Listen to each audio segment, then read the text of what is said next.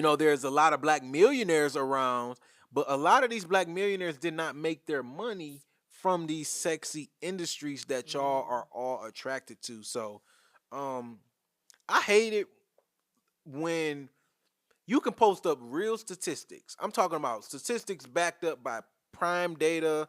You can say where you got your information from, and people always try to debunk it. So, one out of every 25 black people in America that you meet are millionaires, according to Pew Research Center.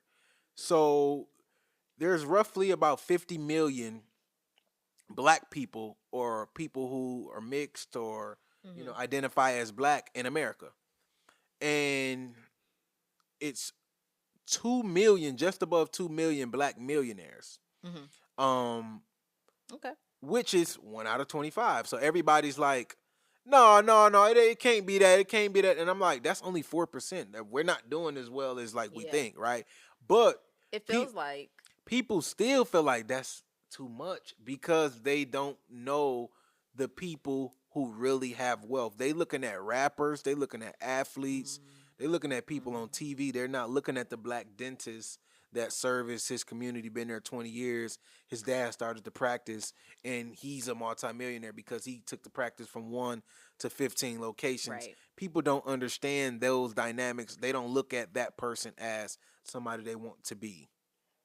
I can understand that. It says across entertainment, sports, business, medicine, real estate, technology, investing, and entrepreneurship, Yes. black success is becoming more of it. I'm like, hold on, wait a second.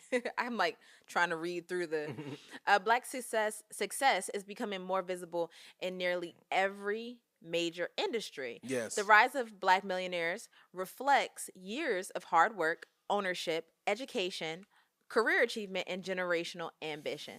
I can believe this when I look at the industries. I'm like, Yeah. yes, entertainment definitely, sports definitely, Yeah. business definitely. You know what I'm saying?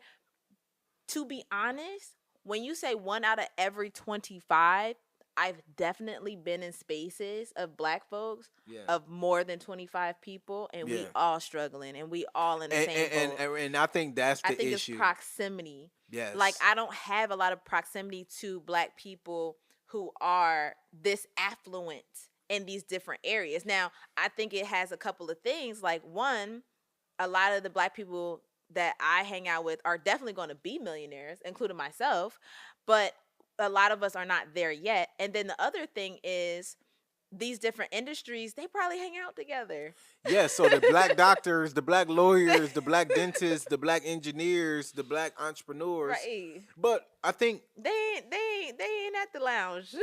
they're not at the hookah line. But Yeah. I think the issue is what we perceive as a millionaire and what we perceive as wealth and what is actually wealth. So the guy that's walking around with some jeans, maybe some Hoka shoes Mm. or some, some entry level cheap Nikes or just some Air Force, whatever, right? Just a normal looking guy.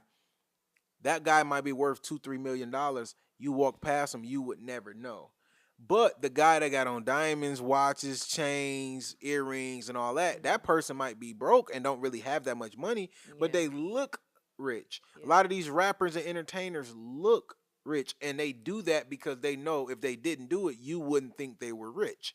But Mm. a lot of times, wealth, the more wealthier you get, you don't want people, To to know know. about it. So it's like different levels of wealth. You want to tell everybody, you don't care, and then you don't want nobody to know. Right? That's the level you want to get to. And I've definitely been the type of person. I remember I made a lot of money in the stock market one time. I just Mhm. start calling people. Yeah. Like you don't know, like it's just Yeah. something about like when you Mm. make your first $10,000-$20,000 off of some type of investment or off of some type of business. Now you get to calling people and all of Yeah. that, but that's because you're not used to any money. But James, I'm gonna take that and I'm gonna say you don't even have to make $20,000 in the stock market. I remember when I was a broke college student and I Yeah. had two jobs, and I was finally seeing it pay off. And I think I was in the living room. I was subletting an apartment at that time. I was like, wow, I done paid all my rent. I got groceries in the fridge. I did my You groceries. feeling I done good. wait. I done paid my phone bill, everything is paid, and I still had $600 in my account. Yeah, I that's felt you rich. feeling good. You in I said college. that in mixed company. Do you know the next day somebody called me and said, "Hey, can I get $100?" And I couldn't say no because I just said, I See? literally had just said See, I got nah. $600 left over But after that, all I of mean, that. obviously that's being a broke college student. But I'm saying like once you start getting into your 30s and you start being around career Yeah. driven and career focused people, Mm-hmm.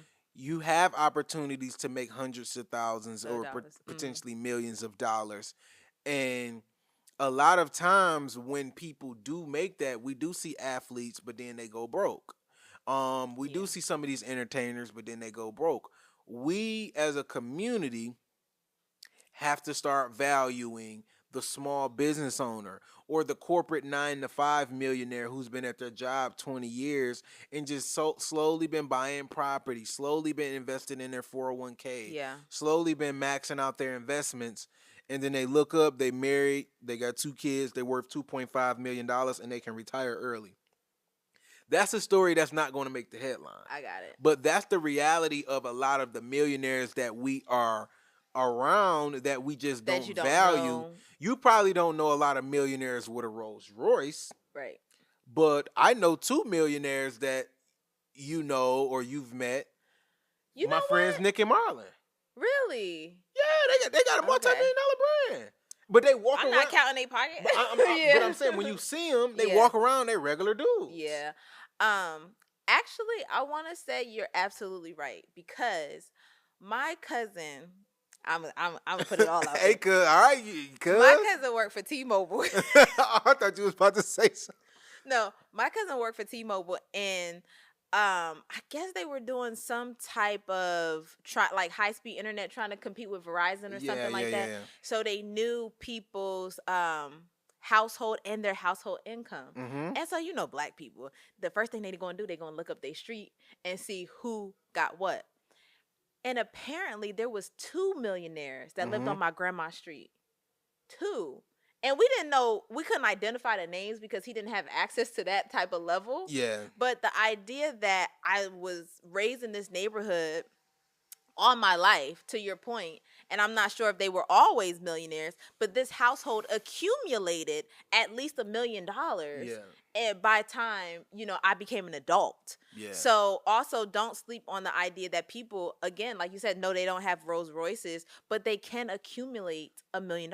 Yeah. The book, The Millionaire Next Door, said that the most common vehicle of a millionaire is a pickup. A pickup truck? Yeah, pickup truck, F-150, Yeah. Silverado, those type of vehicles, and it's simply because they can write it off in their small business, and because it's over 6,000 pounds. So it's small little things like that that you would not look at that guy that's in an F-150 and say, "Oh, he's a multimillionaire."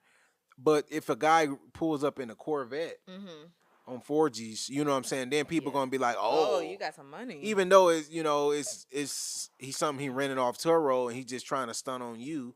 But what we look at and what we value as a community can sometimes be anti-wealth, and we see the wealth and it's just something is not clicking about this guy or this girl because they don't look like the wealth that we've been accustomed to. But growing up, I used to see people that I thought was rich and I thought was wealthy. And then as I started expanding my mind, I started reading, I started traveling, I started learning, I started getting mentors. And I started to realize that some of the real wealthy people are the people that you walk past that you don't know. And these people are not bragging, but you get to their house, you start to meet their family, and you're like, whoa, okay, I see. Like, I see. I got invited over one of my friend's house when I was like 22, and we went over one of his mentors' house. His mentor just pulled up on him one time. Was like, "Come, I got a new house. I want to show you." Man, we drove like 45 minutes out. This is the biggest room I have ever been in. I'm like, "What do you do? Like, what's going on?" But he was like high up in one of these tech companies, like the VP of something, and his wife was a teacher, and they were normal people. Yeah. normal, regular people, Mhm. worth about $4 or $5 million. He got stock options in the company. Yeah. His wife Yeah. just works because she using that degree, right? Black woman I'm got done. multiple degrees, using it I mean, after teachers the make a kids. difference. Yeah, making a difference. The kids are grown now; they're in school, so she's Yeah. just not sitting at home. Mhm. And that is what the average millionaire, and Looks especially like. black millionaire, looks like. Yeah. Most people think all these black millionaires look like all our black rappers and athletes, and that's just not. That's just not the That's just not case. That's just not the reality. And Jesus. I do this, and I've created this brand so people can see everyday black millionaires and they get highlighted. Thank you guys for watching. In order to continue to support independent journalism, I need you to subscribe down to the page below. And if you want the full podcast and more exclusive content, I need you to subscribe to the Patreon. Link is in the description.